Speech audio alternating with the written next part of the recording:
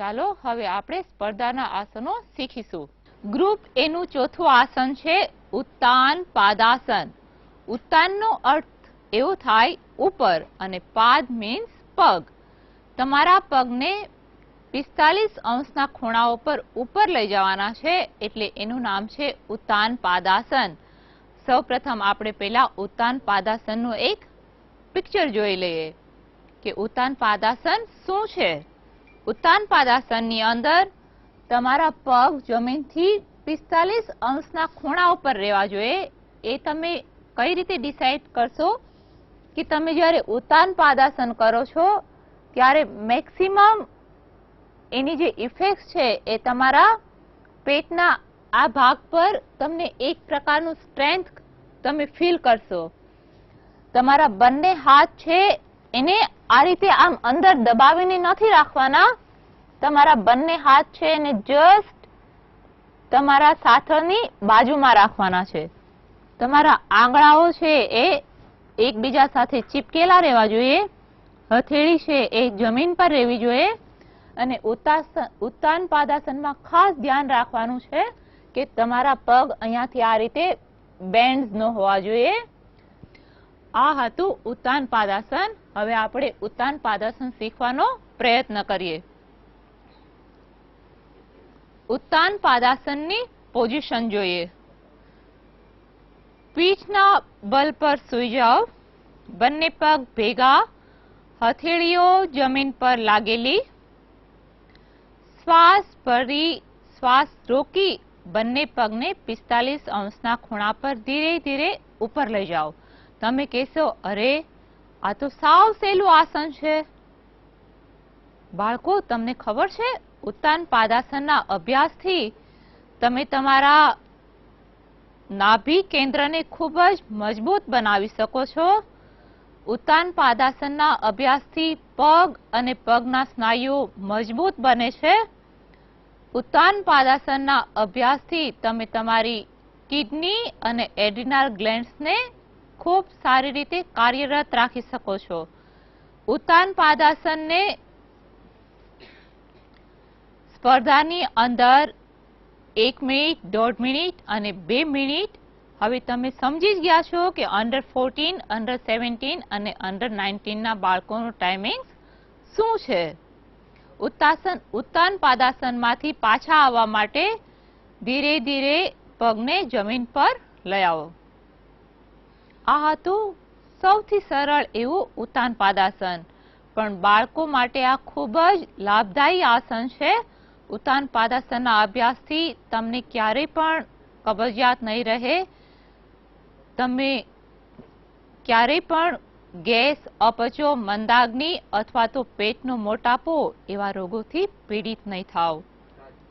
બાળકો, ગ્રુપ એનું 5મું આસન છે પૂર્ણ મત્સ્યેન્દ્રાસન. જો તમે ભારતીય સાહિત્યને થોડું પણ વાંચતા હો તો તમને ખ્યાલ હશે કે ભારતની અંદર ગોરક્ષનાથ, મત્સ્યેન્દ્રનાથ એવા ઘણા જ મહાન ઋષિમુનિઓ બની ગયા. એમાંના એક મત્સ્યેન્દ્ર ઋષિ હતા. એમના નામ ઉપરથી આ આસનનું નામ રાખ્યું છે પૂર્ણ મત્સ્યેન્દ્રાસન. પૂર્ણ મત્સ્યેન્દ્રાસન એ થોડું કઠિન આસન છે. એટલે આપણે કઠિન આસનનો અભ્યાસ કઈ રીતે કરાય એ માટે પહેલા થોડી એક્સરસાઇઝ શીખીએ. આપ જુઓ કે પૂર્ણ મત્સ્યેન્દ્રાસનની અંદર કમરને મેક્સિમમ ટ્વિસ્ટ કરવાની છે. તો એ માટેની હું તમને 2 એક્સરસાઇઝ ઇન્ટ્રોડ્યુસ કરું. જેમાં સૌ પ્રથમ પદ્માસનમાં બેસી તમારી કમરને ડાબી અને જમણી બાજુ ટ્વિસ્ટ કરો. શક્ય હોય એટલું તમારા મસ્તકને જમીન પર લગાવવાનો પ્રયત્ન કરો. બંને હાથને જમીન પર રાખી તમારા શરીરને ડાબી અને જમણી તરફ ટ્વિસ્ટ કરો. ધીરેથી પાછા આવી જાઓ. પૂર્ણ મત્સ્યેન્દ્રાસનના અભ્યાસ માટેની બીજી એક્સરસાઇઝ છે તમારા હાથથી વિરુદ્ધ પગની પિંડી પકડવાની છે. તમે બરાબર સ્ક્રીન ઉપર જોજો કે હાથથી વિરુદ્ધ પગની પિંડી છે એ કઈ રીતે પકડે છે. હવે આ જ રીતે તમે બીજી બાજુ કરો.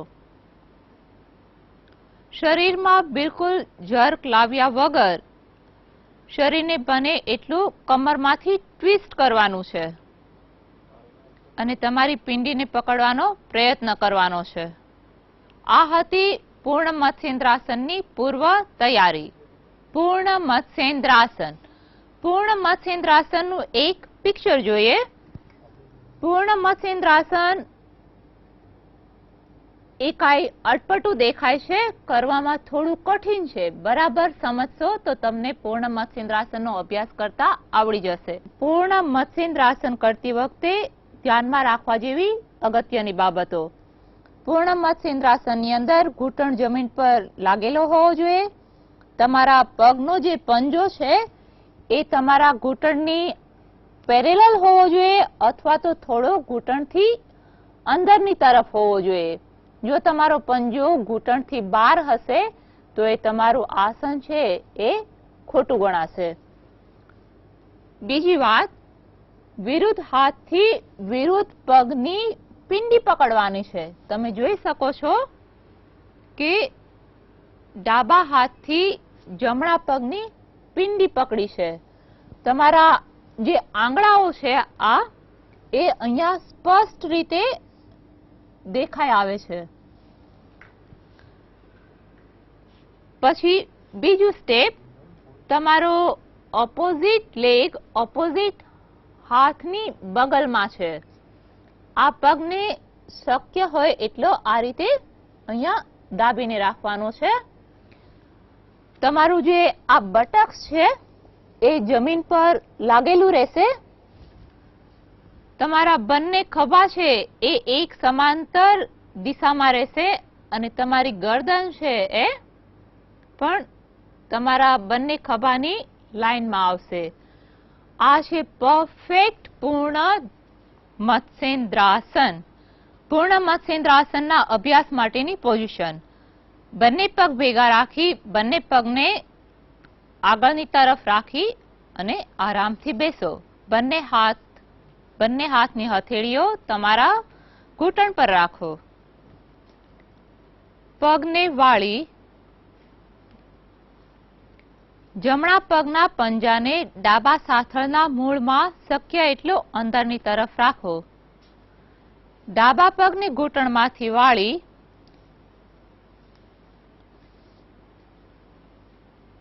ડાબા પગનો પંજો જમણા ઘૂંટણની વિરુદ્ધ દિશામાં રાખો. બંને હાથ એકબીજાને મળેલા છે. હવે તમારા હાથને ધીરે ધીરે આ બાજુ લઈ આવી એનાથી તમારા પગનો પંજો પકડો. ડાબા હાથને પાછળની તરફ લાવી ડાબા હાથની હથેળીથી તમારા પગની પિંડીને પકડો. તમે જોઈ શકો છો કે જો તમારો પંજો જમીનથી ઉપર હશે તો આ આસન છે એ તમારું ખોટું આસન થઈ જશે. એટલે શક્ય હોય ત્યાં સુધી તમારા પંજાને જમીન પર લગાવવાનો પ્રયત્ન કરો. બને એટલું તમારું શરીર છે એ સમાંતર રેખામાં રાખવાનો પ્રયત્ન કરો. પૂર્ણ મત્સ્યેન્દ્રાસનના ફાયદા. પૂર્ણ મત્સ્યેન્દ્રાસનના અભ્યાસથી તમે તમારા પેનક્રિયાસ અને લીવરને કાર્યક્ષમ બનાવી શકો છો. કરોડ અને કરોડરજ્જુ એ લચીલી બને છે. પેટને લગતી બીમારીઓમાં આ આસનના અભ્યાસથી તમને આરામ મળે છે. ધીરે ધીરે પૂર્ણ મત્સ્યેન્દ્રાસનમાંથી પાછા આવતા શીખીએ. સૌ પ્રથમ તમારી ગરદન છે એને ધીરે ધીરે આગળની તરફ લઈ આવો. પાછળના હાથને છોડી એક હાથ જમીન પર રાખો કે જેનાથી તમારું બેલેન્સ ન વયું જાય. હવે તમારો આગળનો હાથ છે એને પણ આગળ લઈ જાઓ. ધીરે ધીરે બંને હાથથી બેલેન્સ રાખી તમારા પગને છોડવાનો પ્રયત્ન કરો. આ હતું તમારું પૂર્ણ મત્સ્યેન્દ્રાસન. ગ્રુપ એનું છઠ્ઠું આસન છે પૂર્ણ ધનુરાસન. પૂર્ણ એટલે પૂરું અને ધનુર એટલે કે ધનુષ્ય. આ આસનમાં આપણે આપણા શરીરનો આકાર ધનુષ્ય જેવો બનાવીએ છીએ એટલે એનું નામ છે ધનુરાસન. અને પૂર્ણ ધનુરાસન એટલે કે સંપૂર્ણ બો જેવો શરીરનો શેપ થાય છે એટલે આપણે એને કહીએ છીએ પૂર્ણ ધનુરાસન. થોડું કઠિન છે. જો તમે બરાબર મને સાંભળી અને શીખવાનો પ્રયત્ન કરશો તો તમને પૂર્ણ ધનુરાસન જરૂર આવડી જશે. પૂર્ણ ધનુરાસન શીખતા પહેલા એકવાર એને જોઈ લઈને સમજી લઈએ. બંને હાથ કોણીમાંથી સીધા છે. બંને હાથથી તમે તમારા પંજાઓ પકડેલા છે.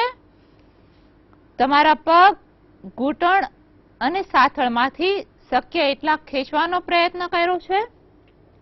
શરીરનું સમગ્ર બેલેન્સ છે એ પેટ પર રાખ્યું છે. છાતી અને પાછળથી તમારા સાથળો છે એ જમીનથી ઉપરની તરફ રહેશે. આ હતું પૂર્ણ ધનુરાસન.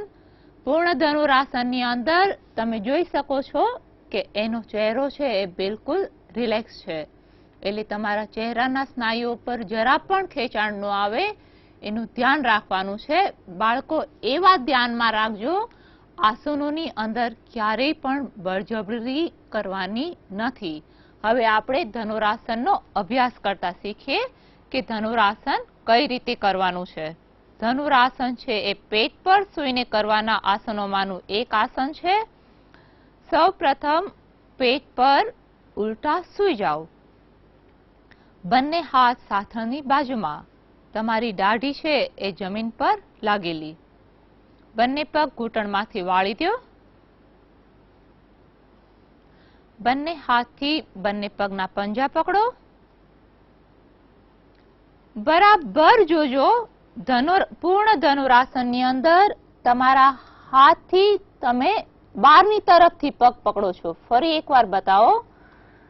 તમારા હાથ જ્યારે ઉપર આવશે ત્યારે તમે તમારા પંજાઓને આ રીતે બહારથી પકડશો, નહીં કે તમે પંજાને આ રીતે પકડશો. પૂર્ણ ધનુરાસન કરવા માટે હંમેશા પંજાને બહારની બાજુમાંથી પકડો, જેનાથી તમે તમારા હાથને કોણીમાંથી વાળી શકો. શ્વાસ ભરતા ભરતા બંને હાથને કોણીમાંથી વાળો અને પછી કોણીને ધીરે ધીરે ઉપરની તરફ ઉઠાવતા જાઓ. જે રીતના તમારી કોણી ઉપર જશે એની સાથે સાથે તમારા પગ છે એ આકાશની તરફ એના જાતે જ ખેંચાઈ જશે. આસનનું નામ છે પૂર્ણ ધનુરાસન. પૂર્ણ ધનુરાસનના અભ્યાસથી તમારી કમર અને કમરરજ્જુ એકદમ સક્રિય બને છે. હાથ અને પગના સાંધા અને હાડકાઓ, સ્નાયુઓ એ મજબૂત બને છે. તમારા સમગ્ર શરીરનું વજન એ તમારા પેટ પર છે એટલે પેટના અવયવોની કાર્યક્ષમતા વધે છે. હવે આપણે ધનુરાસનમાંથી પાછા આવતા શીખીએ કે ધનુરાસનમાંથી પાછા કઈ રીતે આવવાનું છે. શ્વાસ છોડતા છોડતા બંને પગને જમીન પર રાખો. જે રીતે ગયા હતા એ જ રીતે હાથને છોડી દો અને મકરાસનની અંદર થોડી વાર આરામથી સૂઈ જાઓ. આ હતું ગ્રુપ એનું છઠ્ઠું આસન, પૂર્ણ ધનુરાસન. હવે તો તમે મારા કરતા પણ વધારે હોશિયાર બની ગયા. તમને ખબર જ છે કે ગ્રુપ એના આસનો અંડર 14, અંડર 17 અને અંડર 19 ના બાળકોએ 1 મિનિટ, 1.5 મિનિટ અને 2 મિનિટ ટકાવવાના છે. હવે આપણે ગ્રુપ બી ના આસનો શીખવા તરફ જઈએ. ઓકે બાળકો, તમે ગ્રુપ એના આસનો તો ખૂબ સરસ રીતના સમજી પણ ગયા હશો અને હું આશા રાખું કે તમે લોકોએ એને શીખવાનો પ્રયત્ન પણ ચાલુ કરી દીધો હશે. હવે હું તમને સ્પર્ધાના ગ્રુપ બી ના આસનો શીખવા જઈ રહી છું. ગ્રુપ બી માં પણ 6 આસનોનું ગ્રુપ છે. એમાંનું પહેલું આસન છે ચક્રાસન. તો ચક્રાસન શીખતા પહેલા આપણે ચક્રાસનને સમજીએ કે ચક્રાસન શું છે. તમારા સમગ્ર શરીરનું વજન તમારા બંને પગના પંજાઓ પર અને બંને હાથની હથેળીઓ પર રહેશે. તમે બરાબર ચક્રાસનનું અવલોકન કરો. તમારા પગ છે એ માત્ર થોડા અંશે ઘૂંટણમાંથી વળેલા છે. બાકી શરીરને શક્ય બને એટલું ઉપર ખેંચવાનું છે. તો તમારો જે પગનો કર્વ છે એ એક ચક્રના રૂપમાં આવશે. બંને હાથ છે એની કોણીમાંથી સીધા રાખવાના છે. કોણીમાંથી જો તમે હાથને વાળી દેશો તો તમને આસન ટકાવવું ખૂબ જ મુશ્કેલ બની જશે. ચક્રાસનની અંદર જે અગત્યનો ભાગ છે એ છે જમીનથી તમારી કમરની હાઈટ. શક્ય હોય એટલું જમીન અને કમરનું અંતર છે એ મેક્સિમમ વધારવાનું છે. અને સ્પર્ધાની અંદર પૂર્ણ ચક્રાસન છે એટલે પૂર્ણ ચક્રાસનની અંદર તમારા આંગળાઓ છે એ એડીને અડેલા રહેવા જોઈએ. હવે આપણે પૂર્ણ ચક્રાસનનો અભ્યાસ કરતા શીખીએ. પૂર્ણ ચક્રાસનનો અભ્યાસ તમે બે રીતે કરી શકો. પહેલા આપણે પૂર્ણ ચક્રાસનનો અભ્યાસ છે એ સરળ રીતે પૂર્ણ ચક્રાસનનો અભ્યાસ કઈ રીતે કરાય એને શીખીએ. પૂર્ણ ચક્રાસનને આપણે પહેલા સૂતા સૂતા શીખીએ. જમીન પર ચત્તા સૂઈ જાઓ. બંને પગ ભેગા, બંને હાથ સાથળની બાજુમાં. ચક્રાસન સૂતા સૂતા કરવા માટે બંને પગને ઘૂંટણમાંથી વાળી દો. બંને પગના પંજા તમારા બટક્સની બને એટલા નજીક રાખવા પ્રયત્ન કરો. તમારા બંને સીધા હાથને ઉપર ઉઠાવી હાથની હથેળી તમે જે રીતે મત્સ્યેન્દ્રાસનમાં રાખી હતી એ જ રીતે પૂર્ણ ચક્રાસન કરવા માટે બંને હાથની હથેળીઓને બરાબર તમારા ખભાની નીચે રાખો. તમારા આંગળાઓ એકબીજા સાથે અડેલા રહે તે રીતે રાખો. શ્વાસ ભરતા ભરતા તમારા શરીરને ઉપર ઉઠાવો. શરીરને ઉપર ઉઠાવી લીધા પછી શક્ય હોય એટલું તમે બરાબર અવલોકન કરો. ધીરે ધીરે તમારા હાથ છે એને તમારા પગની એડીની નજીક લઈ જાઓ. આ થઈ ગયું પૂર્ણ ચક્રાસન. હવે ચક્રાસનના અભ્યાસની આપણે બીજી રીત શીખીએ. શ્વાસ ભરતા ભરતા બંને હાથને ઉપરની તરફ લઈ જાઓ. શ્વાસ છોડતા છોડતા શરીરને ધીરે ધીરે પાછળની તરફ ઝૂકો. તમે બરાબર જોવો કેમ કે તમને આસનોનો અભ્યાસ કરતા કરતા સ્પર્ધામાં રમવાનું પણ છે. પૂર્ણ ચક્રાસન પરફેક્ટ